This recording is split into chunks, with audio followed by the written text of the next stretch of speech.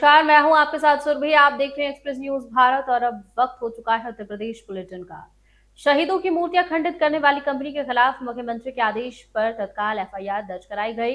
मुख्यमंत्री ने कहा कि जिन अफसरों की जवाबदेही में काम हो रहा था उन्हें तत्काल प्रभाव से निलंबित किया जाए।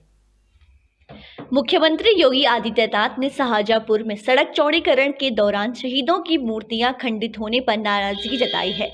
मुख्यमंत्री ने मामले का संज्ञान लेते हुए दोषियों पर कड़ी कार्रवाई व मूर्तियों को ससम्मान पुनर्स्थापित करने का आदेश दिया है। सड़क चौड़ीकरण में शहीदों की मूर्तियां खंडित करने वाली कंपनियों के खिलाफ मुख्यमंत्री के आदेश पर तत्काल एफआईआर दर्ज कराई गई है।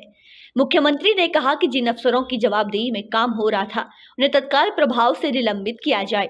सीएम योगी के आदेश पर कंपनी को तत्काल प्रभाव से ब्लैकलिस्ट करते हुए उनसे काम की वापस लिया जाएगा। मुख्यमंत्री ने कहा कि शहीदों का अपमान करते ही स्वीकार्य नहीं है। ऐसी लापरवाही करने वालों पर सख्त कार्रवाई होगी। सीएम योगी ने कहा शहीदों की मूर्तियों को तत्काल सम्मानजनक तरीके से सही जगह पुनर्स्थापित करने का आदेश दिया गया है।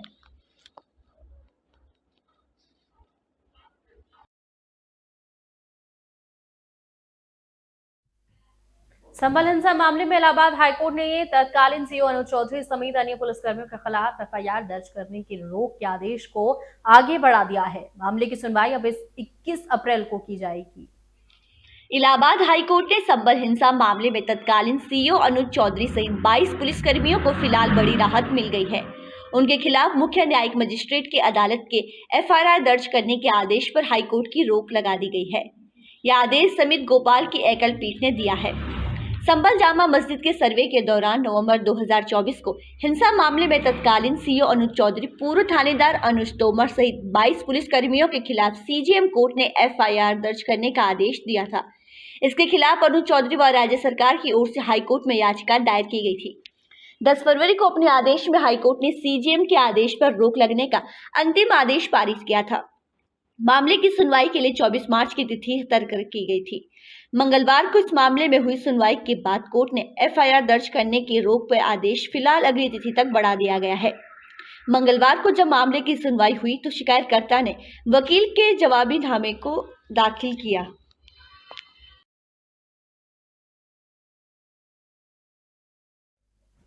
उत्तर प्रदेश का अयोध्या, अम्बेडकर नगर और बलरामपुर समेत अवध क्षेत्र में अफवाह के चलते पेट्रोल डीजल के लिए पंप पर भीड़ उमड़ रही है। हालात यहां तक पैदा हो गई हैं कि अयोध्या में पेट्रोल डीजल खत्म के नोटिस चस्पा करने पड़ रहे हैं।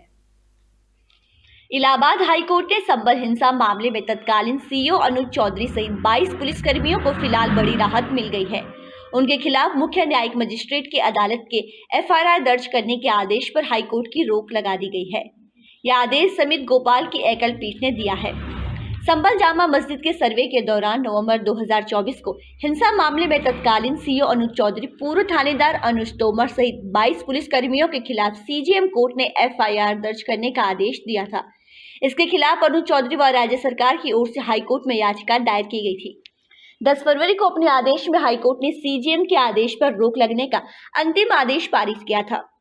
मामले की सुनवाई के लिए 24 मार्च की तिथि तय की गई थी। मंगलवार को इस मामले में हुई सुनवाई के बाद कोर्ट ने एफआईआर दर्ज करने की रोक पर आदेश फिलहाल अगली तिथि तक बढ़ा दिया गया है।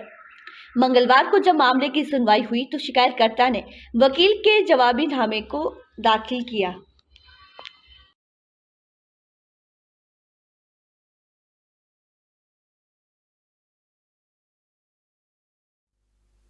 आईएस आतंकी हारिश हमलों को अंजाम देने के लिए फंड जुटा रहा था। उसके लैपटॉप और मोबाइल से दहला देने वाले राज खुले हैं। एटीएस ने विमान पर लेकर पूछताछ शुरू कर दी है।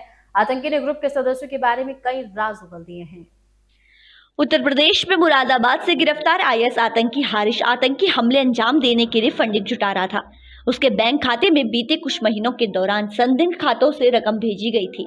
उसे रिमांड पर ले जाने के बाद मंगलवार को जब एटीएस के अधिकारियों ने इस पर पूछताछ की तो उसने चुप्पी साध ली। हरीश लगातार खुद को निर्दोष बताता रहा, लेकिन अधिकारियों ने जब उसके लैपटॉप और मोबाइल से मिले डाटा के बारे में सवाल पूछे तो उसने आईएस के हैंडलर के संपर्क में होने की बात कही। बता दें कि एटीएस हारिस को आज सुबह लखनऊ जेल से अपने अभिरक्षा में लेने के बाद गहन पूछताछ की। इससे पहले एटीएस ने हारिस के साथ बीडीएस का कोर्स करने वाले छात्रों से भी उसकी गतिविधियां पूछी। उन्होंने बताया कि हारिस की गतिविधियां संदिग्ध थी। आरोपी दिन भर अपने लैपटॉप और मोबाइल पर व्यस्त रहता था। अक्सर उससे आसपास के इलाकों के लोग मिलने भी आते थे। एटीएस ने हारिस के उन साथियों को भी चिन्हित किया है जिसे उसने अपने ग्रुप में जिहादी गतिविधियों को अंजाम देने के लिए शामिल किया था।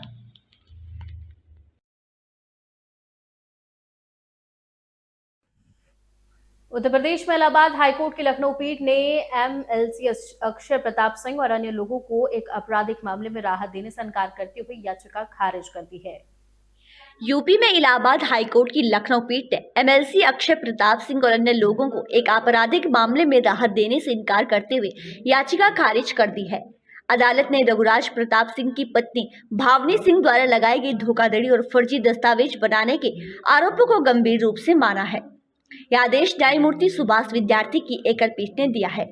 अक्षय प्रताप सिंह, रोहित कुमार सिंह, अनिल कुमार सिंह और रामदेव यादव ने विशेष न्यायाधीश लखनऊ के 18 फरवरी के आदेश को चुनौती देते हुए हाईकोर्ट में याचिका दाखिल की थी। भवानी सिंह ने आरोप लगाया था कि उनकी फर्म फेमस सारंग एंटरप्राइजेस की कीमती संपत्तियों पर कब्जा करने के लिए फर्जी दस्तावेज तैयार किए गए हैं। उनके आधार पर संपत्तियों का ट्रांसफर किया गया है।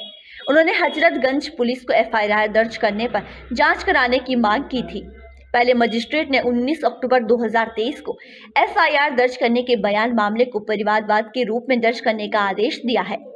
बाद में इस आदेश को चुनौती देने पर विशेष न्यायाधीश ने मजिस्ट्रेट का आदेश रद्द कर मामले की दोबारा सुनवाई का आदेश दिया है।